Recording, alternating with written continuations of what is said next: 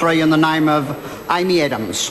Thank you, Mr. Speaker. My question is to the Minister of Finance and asks, how will the Budget 2010 improve New Zealand's economic performance? Mr. Speaker, The Honourable Bill English. the budget in 2010 will be another step to turning around the bad performance of this economy under the appalling management of the previous government. We need to move from a government based on consuming too much and borrowing too much to an economy that is driven by investment, savings and export, and of course the budget will continue to bring fiscal discipline to the significant waste of taxpayers' money that occurred under the last administration. Supplementary. I call Amy Adams. Thank you, Mr. Speaker. Supplementary question to the Minister. What factors have been holding back growth that the budget needs to address? Mr. Speaker, the imbalances that built up in this economy over the last decade are really quite extraordinary. For instance, in the 5 years to September 2009, the output of our food, beverage and tobacco manufacturing sector fell by 15% in real terms. Exports of services declined by 18%. In the same period, government spending grew by 12%, and this is clearly unsustainable.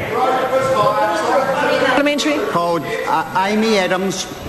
Thank you, Mr. Speaker. Further supplementary. What have been the consequences for growth of those imbalances? The Honourable Bill English.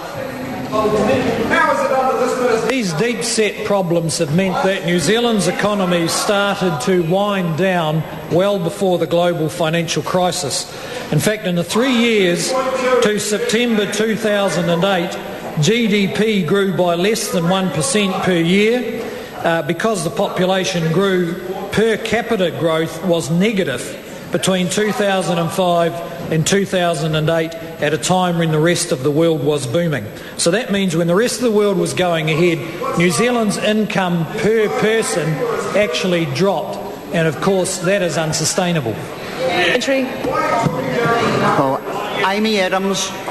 Thank you, Mr. Speaker. To the Minister, how will stronger growth help families?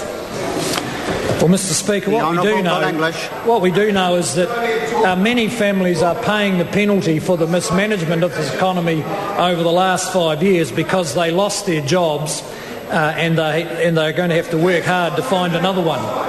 Had the economy grown at the average rate of recent years, the average household would today be about $5,000 a year after tax better off. That is why growth matters to New Zealanders, because it provides new jobs and it provides higher incomes. We now move to questions.